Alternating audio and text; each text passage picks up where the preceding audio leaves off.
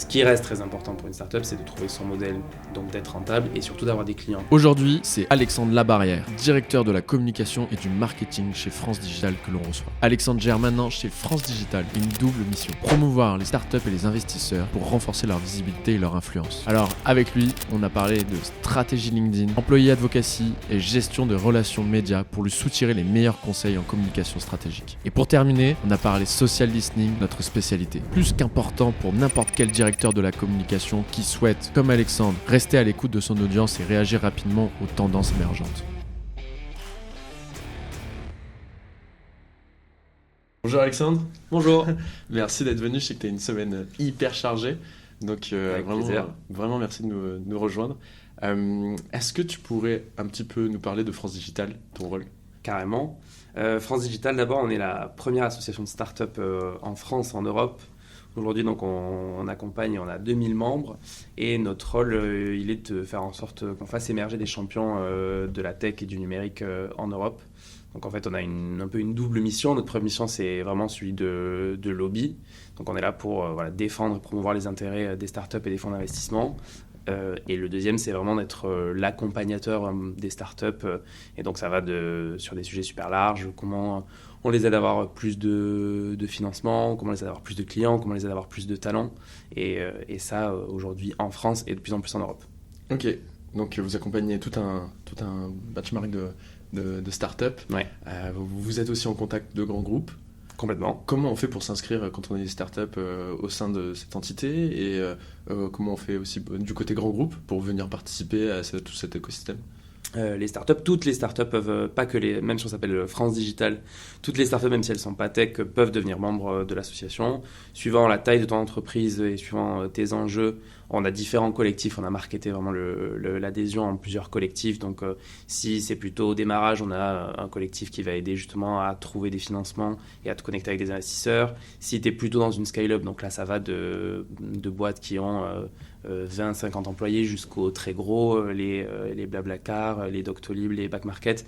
Là, on a des programmes par métier où on va en fait aider à scaler un peu le COMEX et les différentes personnes de toute la boîte.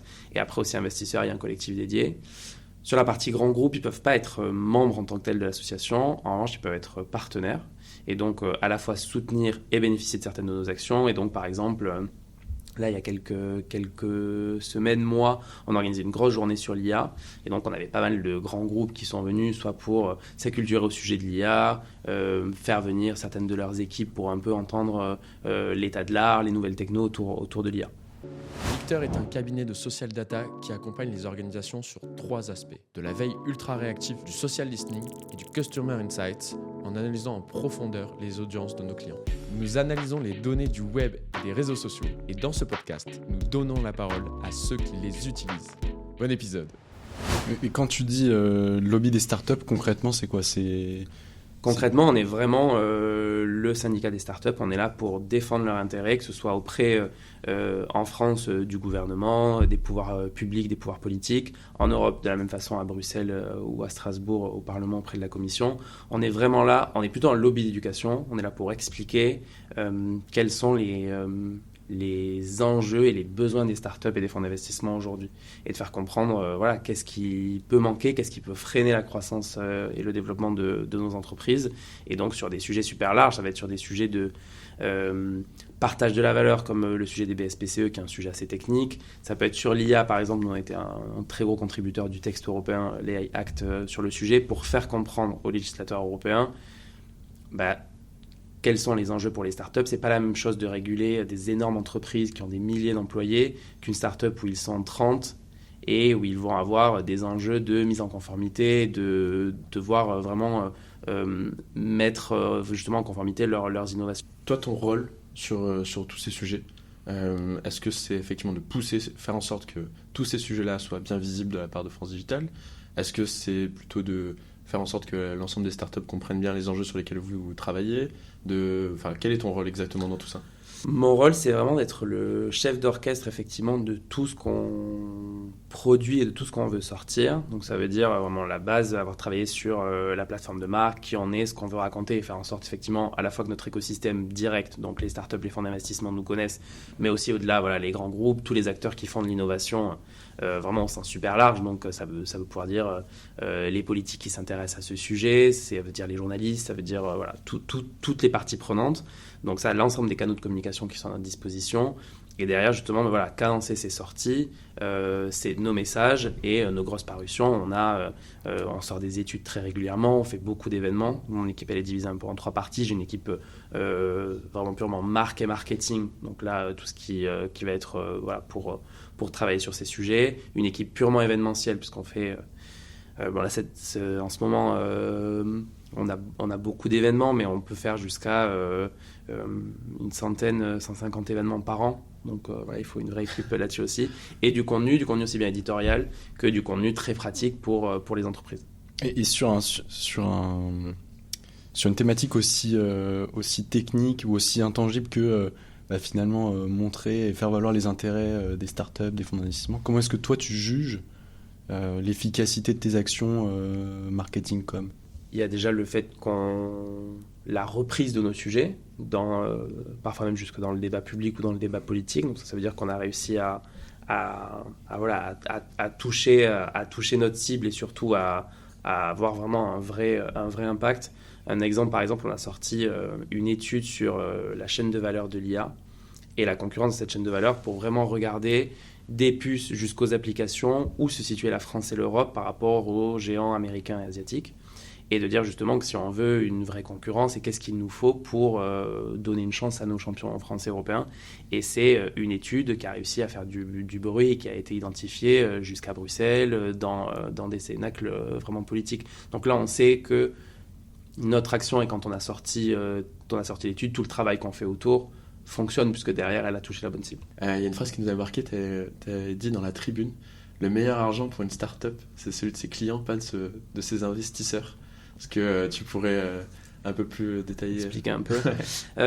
Évidemment, l'argent des investisseurs pour les startups, il est hyper important. Donc, on fait en sorte que justement, les investisseurs aient aussi plus d'argent et que plus d'argent soit fléché vraiment vers les startups. C'est un des gros combats historiques de France Digital. On a été vraiment fondé à parité entre fonds d'investissement et startups. Donc, c'est super important. On a un format vraiment dédié toute l'année qui s'appelle le FD Tour, où on organise des rencontres entre justement investisseurs et startups. Donc l'argent de l'investisseur est super important.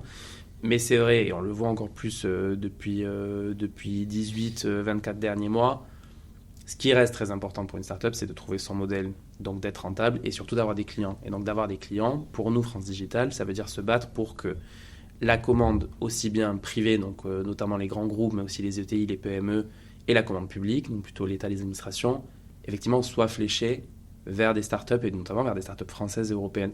Ce qu'on voit aujourd'hui, c'est que les Américains achètent américains, les Asiatiques, et notamment les Chinois, achètent chinois. Et donc, on doit aussi pas être naïf et se dire que les Européens doivent acheter européens. Et donc, c'est un des sujets sur lesquels on se bat depuis un moment. Nous, on appelle ça le Buy European Act. Mais voilà, de vraiment faire en sorte que les startups puissent avoir vraiment des clients, qu'ils soient grands groupes ou publics, ici en Europe. Tu trouves que c'est pas vraiment le cas aujourd'hui?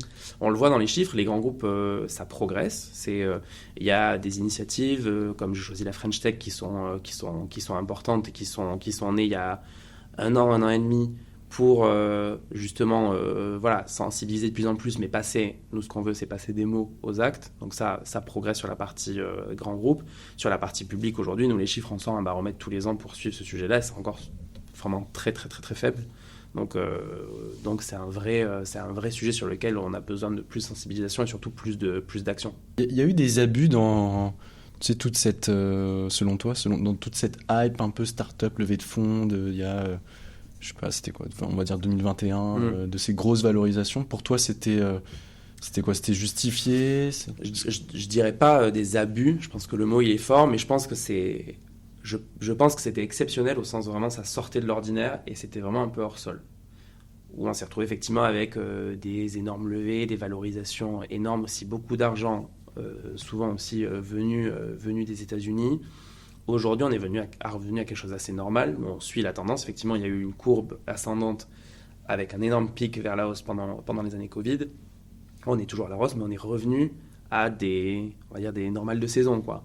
Et avec je pense, plus effectivement de rationnel, plus de réel. Un vrai sujet, là je le disais, mais voilà, de trouver son modèle de rentabilité, de trouver son business, trouver ses clients, et moins être dans ce côté, effectivement, Startup Nation hype, qui je pense était important à un moment donné. C'était important pour l'écosystème d'avoir les mêmes codes et de se construire pour exister, donc vraiment d'avoir cette espèce d'effet de club.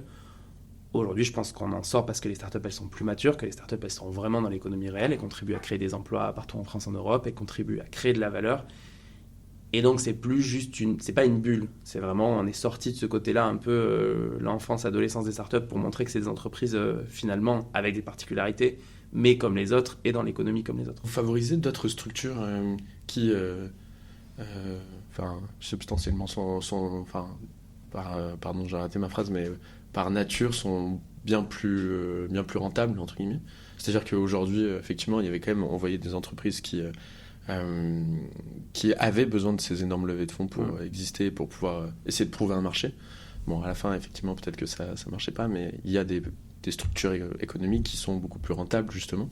Est-ce que, tu vois, typiquement le format agence, est-ce que du coup c'est pas forcément ce que vous souhaitez pousser? J'imagine que c'est un peu comme avec les grands groupes, on peut avoir des partenariats avec des agences, avec d'autres structures. Après, même côté start-up, il y a des start-up qui dès le départ font le choix du bootstrap, donc vraiment de s'autofinancer, de ne pas faire appel à la levée de fonds. On en a pas mal aussi chez France Digital, et donc on le voit, c'est un sujet qui en fait monte même dans les startups, même qui n'étaient pas bootstrap au début et qui aujourd'hui en fait ont atteint la rentabilité, et donc depuis 2 ans, 3 ans, n'ont pas levé de fonds parce qu'en fait ils sont rentables, ils vivent sur l'argent qu'ils créent tous les ans. Voire même rachètent leur... Nous on a eu sur le podcast le fondateur de VisiBrain. Ouais. Et il y a eu toute une opération capitalistique de rachat des premiers investisseurs. Donc je trouve ça, je sais pas si c'est une vraie tendance ou si c'est... C'est une vraie tendance. La question de l'exit, de la sortie pour les entrepreneurs, elle est hyper importante. La question de comment on continue son activité. Les enjeux de rachat, donc soit racheter son concurrent, on le voit au niveau européen notamment, il y a vraiment des vrais enjeux de consolidation, de racheter ses concurrents pour être le plus gros et devenir le leader, voire aussi pour être effectivement racheté par un grand groupe notamment, pour permettre aussi une sortie des investisseurs, un retour sur investissement pour les investisseurs pour qu'ils puissent réinvestir cet argent-là dans d'autres startups et faire grandir d'autres boîtes. Comment vous différenciez par rapport à The Family par exemple? The Family, c'est vraiment un incubateur. Ouais. Nous, on n'est pas du tout un incubateur. On joue pas ce rôle, effectivement. On a les incubateurs aussi, ils sont membres de France Digital, notamment parce qu'on a un partenariat depuis le début de l'année avec La Boussole, qui est l'association des accompagnateurs d'entrepreneurs et de startups, où du coup La Boussole a vraiment rejoint France Digital et on a un partenariat très consolidé ensemble pour justement donner une place entière aux accélérateurs, aux accompagnateurs et aux incubateurs de start-up chez nous. Mais nous, on n'est pas du tout, on n'est pas incubateur. On est vraiment une association indépendante et de promotion d'intérêt du secteur. Toi, aujourd'hui, sur la partie employé advocacy et leader advocacy, vous avez votre dirigeante qui est Top Voice. Ouais. Vous avez des prises de parole en interne qui ont du poids. Toi, comment est-ce que tu te positionnes là-dessus? Est-ce que tu viens en conseil? Est-ce que tu viens... c'est toi qui écris derrière? Comment ça se... C'est très variable. En fait, effectivement, quand je suis arrivé en 2022 chez France Digital, c'était la première fois que j'arrivais dans une structure où, à l'époque, les 15 personnes qui étaient là, j'avais déjà vraiment beaucoup de personnes qui avaient l'habitude et qui aimaient poster et prendre la parole sur les réseaux, notamment sur LinkedIn. Donc j'ai eu plus l'enjeu par rapport à d'autres boîtes où je suis passé avant de un peu structurer et retenir un peu les lions que de voir les pousser au contraire. Donc c'est problème de riche pour le coup, clairement. Ça allait trop loin parfois? C'est pas que ça allait trop loin, c'est que c'était pas complètement structuré. C'est-à-dire que parce qu'une personne pouvait se dire tiens, j'ai envie de prendre la parole sur ce sujet, alors même qu'on allait en fait prendre la parole plus officiellement quelques semaines après, il ou elle le faisait quand même. Et du coup, on diluait un peu les efforts parce que justement, c'était pas complètement cadré. En tout cas, on n'avait pas des gros temps forts, on créait pas des séquences. Et mon rôle, ça a été justement de faire comprendre à tout le monde l'intérêt de créer ces séquences et justement de faire grandir tous ces profils-là qui avaient déjà vraiment envie de le faire, à commencer par effectivement Maya Noël qui est la DG de France Digital, qui est devenue petit à petit Top Voice, sur laquelle là pour le coup il y a un vrai accompagnement et je travaille vraiment avec elle et avec son chief of staff pour faire en sorte qu'il y ait une régularité de publication et pour faire en sorte de, voilà, tout ce qu'on peut exprimer côté purement corporate est décuplé grâce au profil perso de chaque personne. Et comme ça, on a fait monter vraiment purement en thought leadership. Maya, évidemment, de façon très large sur plein de sujets, mais il y a Marianne, notre directrice d'affaires publiques, qui s'exprime sur énormément de sujets de lobbying et qui a un très gros reach aussi. Puis ensuite, dans l'équipe, plusieurs personnes qui vont parler dans le jeu de start-up, dans le jeu de scale-up, dans le jeu d'investisseurs, dans le jeu de grand groupe aussi, pour justement faire passer nos messages. Et ça, aujourd'hui, il y a 25 personnes. Et on a fait un atelier récemment avec LinkedIn, justement sur le Social Selling Index, et voir un peu quelles étaient les forces de chacun. Et en fait, vraiment, certaines personnes sont vraiment des influenceurs aujourd'hui. Et quand il faut un poste, en fait, ont un énorme reach et donnent énormément de visibilité à nos actions. Donc maintenant, dans chaque chose, dans chaque élément, dans chaque séquence de communication, j'ai complètement une brique employee advocacy, ou parfois même, j'écris pas pour eux honnêtement, parce que beaucoup de gens écrivent bien et ont leur propre plume, leur propre ton. Je donne juste des guidelines, les bons liens, les bons visuels pour être sûr que je les outille plus et je leur propose de relire si vraiment, et j'ai 2 personnes de mon équipe qui s'occupent aussi de ça avec l'équipe et qui peut réécrire ou être en conseil rédactionnel. Mais en fait, ça se passe très bien parce que vraiment tout le monde a déjà cette appétence-là. Comment ça se fait que c'était des ambassadeurs? Parce qu'ils avaient une audience, parce qu'ils publiaient déjà... Enfin, tu disais qu'ils publiaient déjà avant. Je pense que c'est notre métier. On a beaucoup de gens qui font de la gestion de communauté au quotidien en physique, puisqu'on organise vraiment beaucoup d'événements et on voit beaucoup de gens de notre communauté. Donc je pense que naturellement, il y a beaucoup de matière, ils recueillent beaucoup de matière, mais il y a déjà cette logique de se dire, tiens, mais du coup, je vois des sujets, je peux m'exprimer. Comme on organise beaucoup de choses, il y a de la matière naturelle qui vient très régulièrement nourrir les sujets et leurs actualités.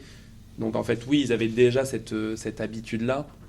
Moi, j'ai juste eu un peu arrosé pour que ça pousse fort, quoi. Et pour animer ces communautés, vous avez des événements, vous avez, je sais pas, des... Ouais, on a des formats aussi bien présentiels qu'en ligne, suivant les différentes communautés. Par exemple, pour la partie vraiment purement scale-up, on a 10 cercles de métiers tous les mois. Par exemple, donc chaque mois, on va avoir les directeurs marketing, les directeurs com, les directeurs sales, directeurs, directrices financiers, impact, etc. Et en fait, on réunit comme ça autour d'une thématique. En général, il y a entre 20 jusqu'à parfois 50, 60 personnes pour faire vraiment de l'échange entre pairs. Donc, on va lancer un sujet en disant, sujet internationalisation, comment on structure ses équipes, comment on avance, c'est quoi vos retours. Et en fait, on démarre un peu la discussion et derrière, en fait, une personne pose sa question, quelqu'un d'autre lui répond et les échanges se créent comme ça. Donc ça, à ce niveau-là, c'est côté scale-up et on fait la même chose pour les investisseurs, la même chose pour les startups.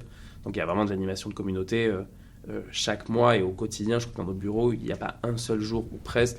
J'enlève le lundi et le vendredi et quoique il y a tous les jours un événement, tous les jours du monde. On a fait le choix aussi de prendre des bureaux qui vivent et dans lesquels on reçoit nos membres tous les jours.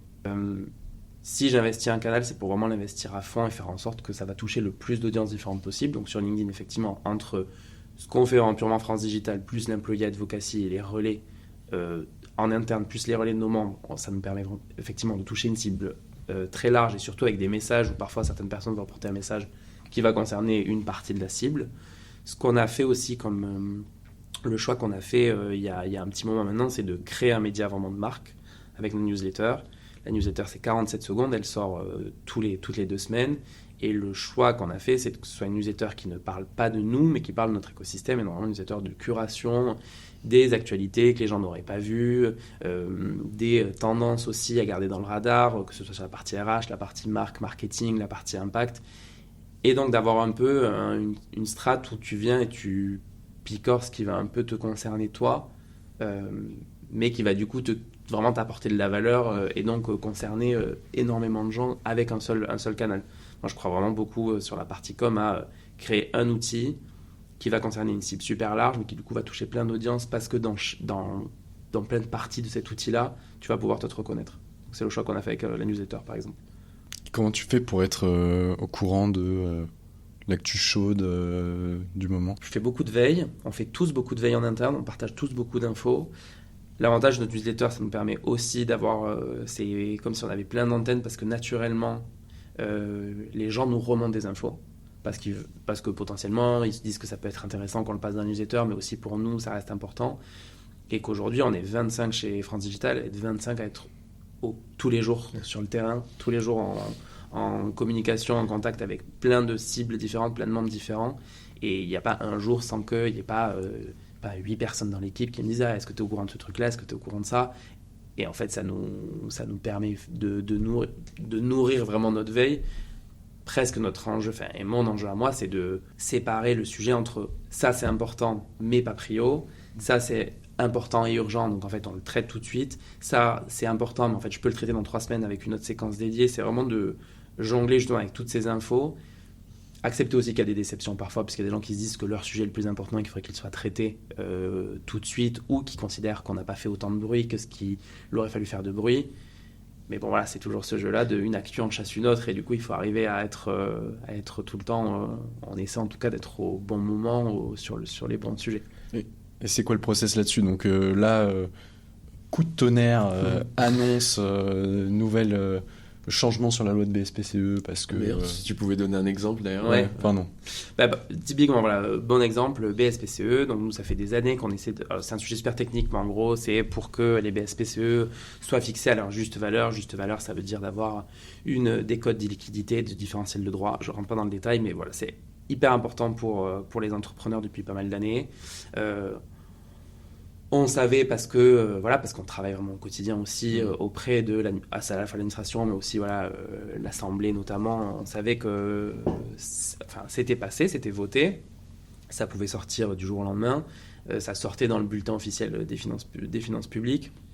Voilà, le jour où ça sort effectivement, et tant que c'est pas sorti, on ne sait pas exactement ce qui sera complètement écrit, quel sera le niveau de bonne nouvelle. Est-ce que finalement ça sort pour de vrai ou pas trop. Le jour où ça sort, ça veut dire le jour même, parce qu'on était prêt, qu'on savait que ça allait arriver. Mais du coup, ça veut dire que mon agence, elle vient, on filme tout de suite ma DG en train d'expliquer pourquoi c'est une bonne nouvelle, en quoi ça consiste. Et le jour même, on sort l'info. L'idée, c'est pas d'être les premiers, mais en tout cas, c'est d'être parmi les premières organisations qui décryptent et qui donnent vraiment l'info aux gens. Donc, ça, c'est plutôt du positif. Après... on a la chance quand même aujourd'hui, je pense qu'un écosystème aussi bien en France qu'en Europe, l'innovation est quand même très bien considérée. On est un écosystème qui est aussi très bien considéré, donc on n'a pas vraiment de gestion de crise très forte. Il peut arriver qu'il y ait des sujets sur lesquels on se dise qu'il n'y a pas forcément de compréhension totale de nos enjeux, donc on l'explique, mais c'est jamais une catastrophe. En tout cas, moi, aujourd'hui, et je touche du bois pour que ça n'arrive pas, on n'a pas eu un truc en disant vraiment vrai gros cataclysme à gérer côté annonce. Tu as déjà eu un exemple à nous donner d'une start-up qui est venue et qui t'a dit ce sujet-là, il faut vraiment que vous fassiez un effort pour le pousser un peu plus fort Ça arrive tout le temps d'avoir des startups qui viennent nous voir pour nous dire tiens, on a ce sujet en ce moment. Nous, et là où c'est particulier, c'est qu'on n'est pas une agence, justement, on n'est pas une agence d'affaires publiques, on n'est pas une agence de relations publiques, on n'est pas une agence de conseil. On ne prend les combats chez France Digital que quand ils sont collectifs, pas qu'ils concernent toutes les startups non plus, mais en tout cas qu'ils concernent une part significative des startups. Donc ça peut vouloir dire, par exemple, l'an dernier, on a eu un très gros sujet sur la téléconsultation en médecine et s'assurer que ça puisse être remboursé par la sécurité sociale. Donc là, on a vraiment... travailler avec les acteurs et les startups de la téléconsultation pour justement mettre le bon prix là-dessus et échanger avec notamment le ministère de la Santé et les organisations de santé, les organisations publiques de santé, d'arriver à ce qu'il y ait un remboursement et que ce soit considéré aussi. Donc c'est des sujets comme ça, par exemple. Un autre exemple en ce moment, on travaille beaucoup sur le sujet des indépendants et le statut et la place des indépendants, et qu'effectivement le statut soit complètement reconnu, parce qu'aujourd'hui il y a pas mal de personnes qui font ce choix-là d'être indépendants, et le statut parfois peut être questionné, où il y a du flou autour de ça. Donc on a pas mal de startups qui sont venues nous voir en disant c'est un vrai sujet pour nous, est-ce que vous pouvez nous aider à structurer notre approche, structurer nos messages et surtout faire en sorte qu'on pèse parce que c'est plus facile d'ouvrir des portes quand on est France Digital et quand on est une organisation reconnue, nationale, qui existe depuis plus de 10 ans que quand on est une start-up toute seule qui parfois n'a pas de personne pour s'occuper de ces sujets-là, n'a pas le temps parce que le temps d'une start-up c'est aussi et surtout le business et donc on est là aussi un peu pour qu'ils nous délèguent ces sujets de combat un peu globaux pour elles quoi. Donc côté startup, vous récupérez les doléances un petit peu et Ouais. essayez de mixer tout ça, voir ce qui ressort le plus Exactement. et choisir vos combats. Et côté grand groupe, comment ça se passe ? Côté grand groupe, on fait pas nous les affaires publiques côté grand groupe. Côté grand groupe, on va plutôt être dans une mécanique de partenariat avec nous, mais aussi avec les startups et se dire voilà comment on fait en sorte de connecter sur un sujet précis. Je prends l'exemple par exemple de Carrefour qui va arriver avec des problématiques très retail et venir nous voir en disant voilà. Je suis intéressé de savoir des innovations sur le sujet du paiement dans le retail. Est-ce que vous avez des startups chez vous ? Est-ce qu'on peut organiser ? Donc, on va organiser des mises en relation, voire même parfois des pitchs de startups chez nous, ou en tout cas des séquences où ils vont rencontrer 5, 10, 15 startups d'un seul coup pour justement, ce que je disais en intro, identifier les solutions qu'ils vont pouvoir acheter derrière pour transformer certaines de leurs opérations ou pour augmenter certaines de leurs opérations. Donc, en fait, ce sont plutôt demandeurs de services, demandeurs... Et ils vous font des demandes un petit peu. Voilà, et on est vraiment, on est aussi un peu aujourd'hui je trouve qu'on est devenu même là-dessus un peu le guichet unique de voilà. Le tiers de confiance. Bonjour France Digital, effectivement, aussi bien le tiers de confiance pour dire oui, toutes ces startups-là, ça vaut le coup, et aussi voilà, faire les bonnes introductions. Notre métier aujourd'hui, c'est vraiment de la mise en relation, c'est vraiment de se dire j'arrive avec telle problématique, tel sujet, et même moi en tant que DIRCOM, très souvent je suis appelé par des startups qui me disent en ce moment j'ai tel sujet, si tu entends parler d'eux, est-ce que tu peux me connecter ou est-ce que tu peux me faire la passe avec telle personne, et il n'y a pas même une semaine qui se passe sans que j'ai pas aussi un journaliste qui m'appelle pour me dire je cherche en ce moment des startups à impact qui recrutent, je cherche, est-ce que vous connaissez des gens qui bossent avec l'IA au quotidien et que je pourrais interviewer en marketing, en RH, en juridique, et donc là voilà, je fais le tour de mon carnet d'adresses et notre carnet d'adresses pour connecter les bonnes personnes. Est-ce qu'il y a un grand groupe pour toi qui est particulièrement bon ou malin dans sa relation avec les startups au sens large ? T'en vois un, tu parlais de Carrefour tout à l'heure, t'en vois... Ouais, il y en a plusieurs de plus en plus. Je pense que l'innovation au sein des grands groupes parce qu'ils créent des logiques d'incubateurs. Un CMA-CGM avec The Box, par exemple, le fait très bien. Un grand groupe qui est peut-être moins... peut-être connu grand public, mais nous, qu'on voit en particulier, c'est ArcelorMittal, vraiment sur la partie purement industrie. J'aurais pas dit. Où ils ont... ouais, mais c'est hyper intéressant leur approche parce qu'ils ont vraiment toute une logique assez 360 dans le groupe d'innovation. Ils ont monté des labs d'innovation et en plus aussi, qui est assez chouette, pas à Paris, donc vraiment sur les territoires dans lesquels ils sont, donc à Florange et à Dunkerque, et où ils vont trouver des startups qui vont les aider à décarboner leur processus industriel, des startups qui vont être des drones pour surveiller certains sites qui sont moins accessibles. Voilà, ils ont vraiment une logique sur tous leurs enjeux, de voir comment l'innovation et comment les startups peuvent les aider à résoudre ces problématiques. Ok. Et t'en parlais un petit peu, j'y viens, mais est-ce que tu sens justement que sur cette demande, il y a encore plus de demandes au sujet de l'IA en ce moment ? Tu sens que c'est vraiment une tendance ? Ouais, c'est une vraie tendance, on a dépassé le stade de buzz. Je pense qu'on voit vraiment que ça commence à rentrer dans toutes les couches de métiers, tous les process de l'entreprise. Donc c'est une vraie demande des grands groupes, mais pas que, hein, des startups. Tout le monde se demande un peu à quel point l'IA va nous impacter, sur quel sujet, comment je fais en sorte de l'intégrer au mieux dans mes équipes.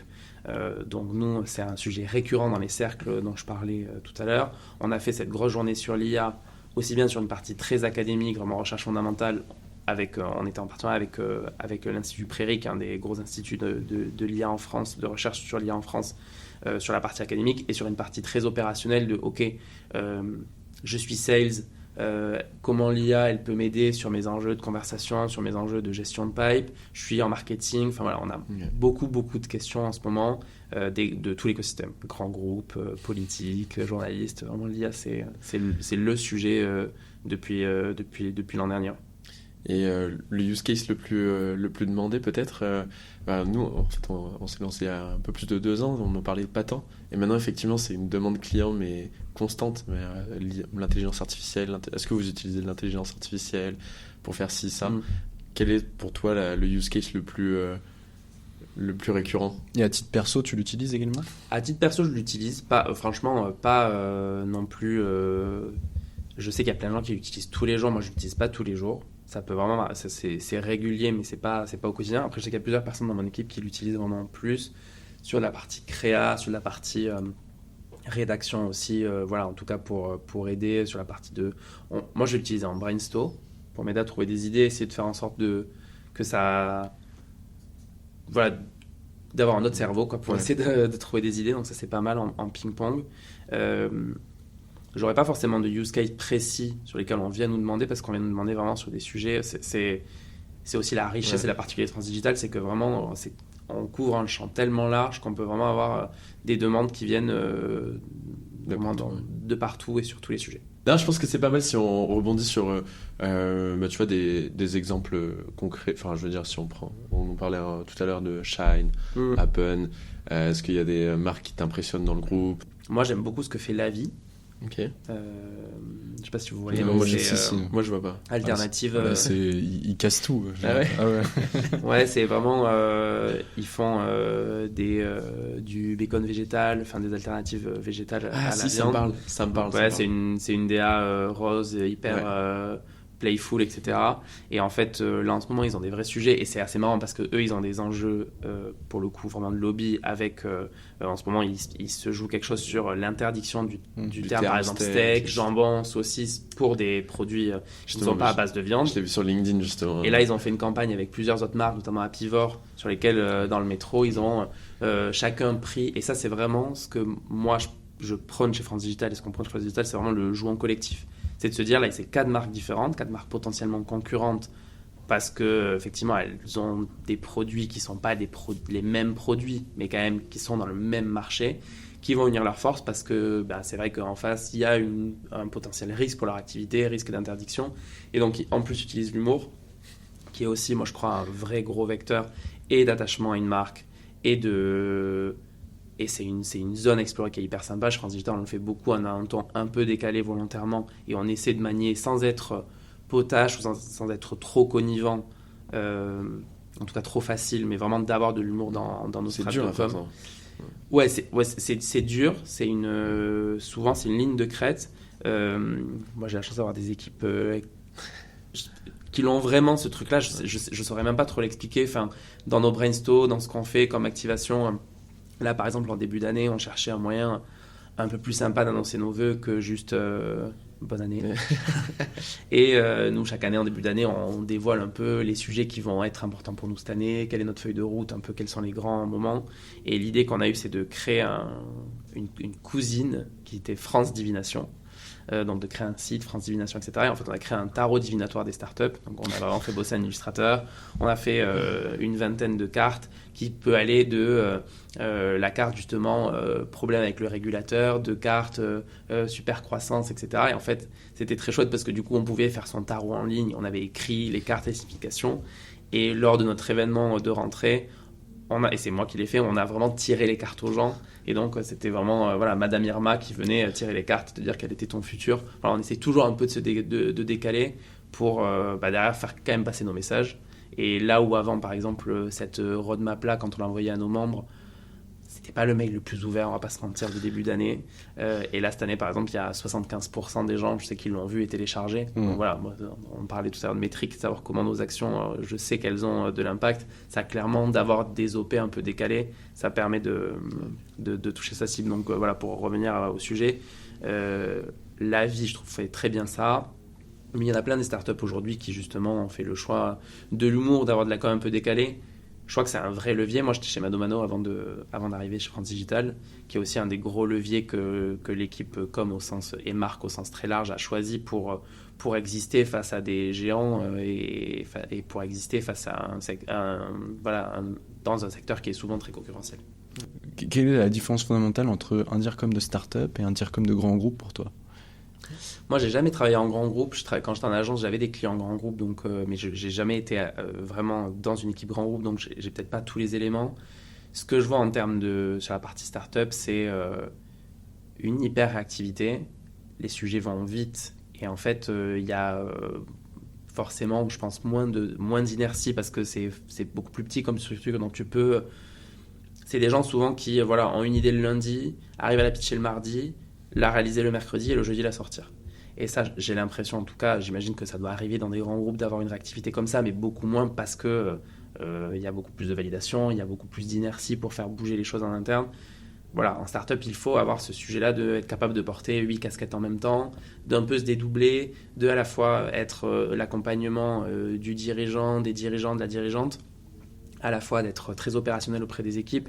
Enfin, moi, mon quotidien aujourd'hui, c'est de aussi bien sur un événement être capable à un moment donné, parce qu'on a un problème avec le traiteur, etc., de faire le service et de lancer le cocktail, que de conseiller en régie avant une télé ma DG avant qu'elle passe en télé en direct. Enfin, ça va vraiment de garder une vision à 6 mois de là où on veut être parce que il y a, j'en sais rien, les élections européennes, il y a des grosses échéances qui font qu'on doit prendre la parole et donc de l'anticiper pour que l'équipe puisse travailler dessus. Mais au quotidien, d'être dans le méga opérationnel, de s'assurer que tout roule et tout est bien mis en musique.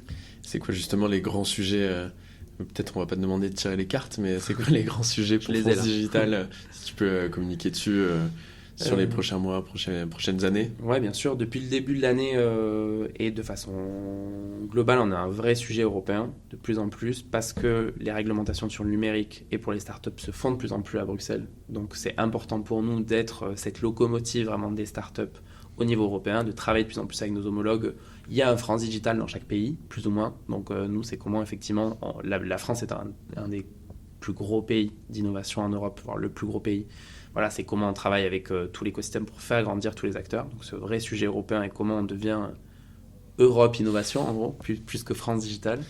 Il y a un sujet aussi global, je le disais un peu tout à l'heure, mais je pense qu'il y a une bascule qui s'opère de sortir de uniquement la Startup Nation et un peu cette bulle startup pour être dans l'économie réelle. Donc c'est comment nous aussi on se macroéconomie, c'est-à-dire que on a sorti l'an dernier une étude sur l'emploi pour montrer justement le poids des startups dans l'emploi en France. Donc plus d'1 million d'emplois directs, indirects des startups. Voilà, un peu montrer justement et être dans le grand bain de l'économie. Et le dernier vrai sujet, c'est un sujet plus de fédération. On est aujourd'hui, l'écosystème startup, il a bien changé. Quand France Digital s'est créé, on était vraiment la première association qui se crée pour parler des enjeux des startups.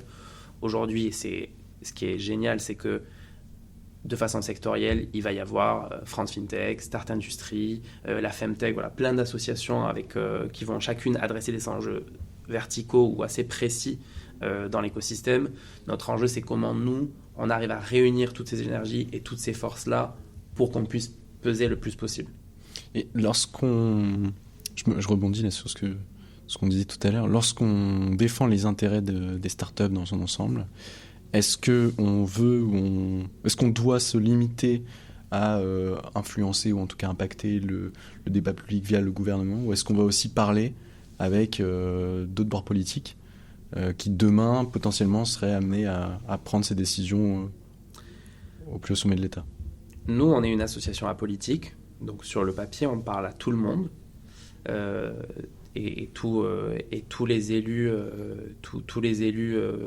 Parlement, évidemment auprès du gouvernement parce qu'il y a un vrai sujet, mais de façon large avec tout le monde. Après, ça dépend des sujets, ça dépend des appétences aussi. Il y a certains bords, certains partis politiques qui vont prendre les sujets numériques par un prisme très précis sur lesquels, de temps en temps, il va y avoir des sujets sur lesquels nous, on a quand même de la pédagogie à faire. Après, c'est vrai que, et notamment on le voit par exemple au niveau européen, le spectre, on va dire, large de la gauche, SND, les Verts, Renew, le PPE en Europe, c'est aujourd'hui en tout cas, on verra avec les élections, mais le gros du Parlement, et c'est on va dire le gros des forces politiques avec qui on interagit aussi au quotidien parce que c'est les plus grosses forces. Mais vraiment, nous, en tant qu'association politique, on parle à tout le monde. Nous, on travaille essentiellement sur l'analyse de données réseaux sociaux, ça s'appelle le social listening. Est-ce que vous en faites? Et est-ce que, pour toi, des startups devraient implémenter ce type de méthodologie dans leurs organisations? Non, très mauvais élève là-dessus, on n'en fait pas. On n'en fait pas. On devrait peut-être en faire, on en fait de façon hyper artisanale, parce que l'avantage d'être transdigital, c'est qu'on a beaucoup de notifs, on est tagué sur beaucoup de choses, donc en fait, naturellement, ça remonte, et en fait, mais c'est assez empirique, mais en fait, juste de regarder, nous, entre les 2-3 personnes qui ont les accès aux comptes, etc., on arrive à identifier un peu les signaux faibles, et la newsletter aussi nous permet d'identifier ces sujets-là, mais c'est vrai que, voilà, on est aussi aveugle sur une autre partie, on fait peut-être pas assez de social listening. Après, c'est vrai que pour nous, c'est pas facile, parce qu'on couvre tellement de sujets très larges, que quel sujet on devrait choisir, pas forcément évident. Moi, je pense oui, il y a plein de startups qui en font. Je sais qu'il y a des startups, notamment les startups qui sont des startups B2C, en règle générale, en tout cas, c'est des questions qu'elles se posent. On en parlait il n'y a pas longtemps sur un des cercles, justement, moi que j'anime, le cercle des DIRCOM, qui se posait justement la question de savoir quels outils vous choisissez, comment on le fait, est-ce qu'il vaut mieux s'outiller en interne et du coup suivre en interne, est-ce qu'il vaut mieux faire appel à une agence externe qui va aussi être en rôle de conseil, vraiment nous accompagner là-dessus. Il n'y a pas de bonne réponse, je pense que c'est justement... S'il y en a une. C'est pas Exactement, c'est ce que je leur répondrai la prochaine fois du coup. Non, mais c'est parce que ça, c'est un vrai point. Nous, on s'est toujours posé la question avec Adrien d'essayer de toucher cette cible-là des startups ou des plus petites sociétés. Et aujourd'hui, même s'il y en a qui sont équipés, on ne sait pas si c'est forcément là où se situe le marché. Enfin voilà, c'est une question plus large. Ouais, parce que c'est vrai que ça implique quand même des coûts assez conséquents. Ouais, c'est ce que j'allais dire. Donc il y a de par les API, les outils qui sont utilisés, etc. Et donc c'est vrai qu'il y a quand même, parmi ces acteurs autour des startups, effectivement, il faut vraiment qu'il y ait un enjeu business critical, quoi. Ouais, exactement. Ou réputationnel énorme, quoi. Voilà, je pense qu'aujourd'hui, pour les startups, il y a un vrai enjeu de budget, de savoir où est-ce qu'on met le poids du corps dans son budget. Effectivement, soit c'est business critical, ou le fait que le business est tellement impacté par ça qu'il faut s'en saisir. Donc oui, ça peut arriver. Mais je pense que dans l'ordre des priorités, moi je vois pas mal de startups qui par exemple me disent j'ai pas d'agence de relations presse, je fais tout en interne, c'est vrai que je joue plein d'opportunités, est-ce que je dois le faire? Quand je fais du média, est-ce que je dois prendre une agence média pour m'aider si je suis en grand public? C'est vrai que les canaux aujourd'hui, les budgets sont quand même assez limités encore quand on est en startup, surtout quand on est en recherche de rentabilité, qu'on doit faire des choix qui sont parfois challengés. Et j'imagine que oui, le social listening, ça vient pas forcément parfois en top prio, notamment pour toutes les boîtes B2B qui voient pas trop l'enjeu pour elles. Ouais. C'est intéressant que tu dises effectivement que tu vois quand même beaucoup de startups qui l'utilisent en B2C, puisque pour le coup, c'est vraiment business critical.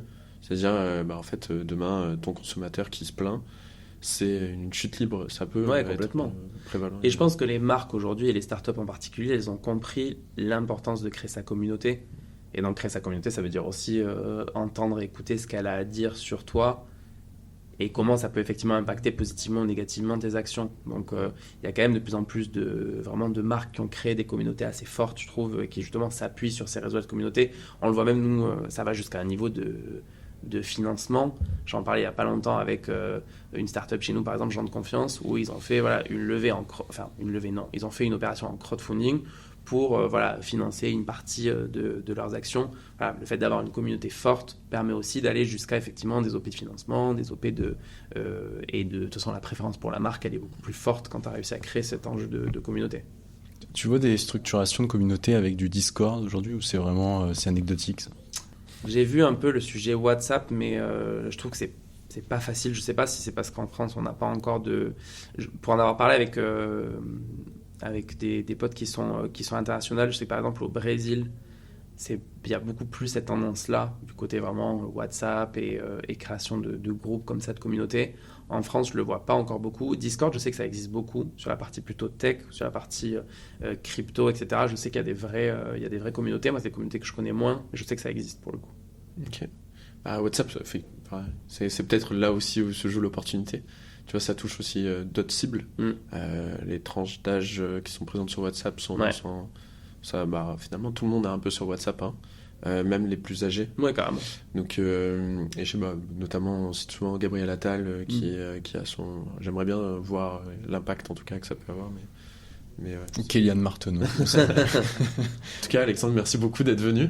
Merci à C'était vous, je suis chouette de ravi pouvoir d'être là. échanger sur tous ces sujets. Ouais. Et on va pas manquer de du coup participer un peu plus aux événements France Digital. J'avoue que Carrément, suivez la newsletter, participez à nos événements. Voilà, on a notre gros événement annuel, c'est c'est tous les ans au mois de septembre. Ça s'appelle le FDD. C'est vraiment la grosse réunion de rentrée de l'écosystème Startup Innovation.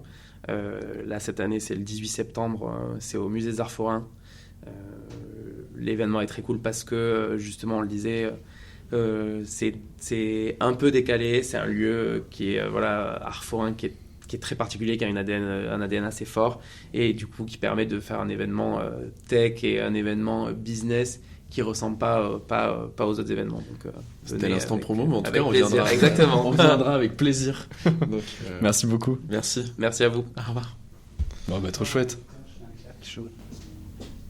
Merci beaucoup. Merci. Non, franchement, Merci, super, hein. Ouais, super. merci.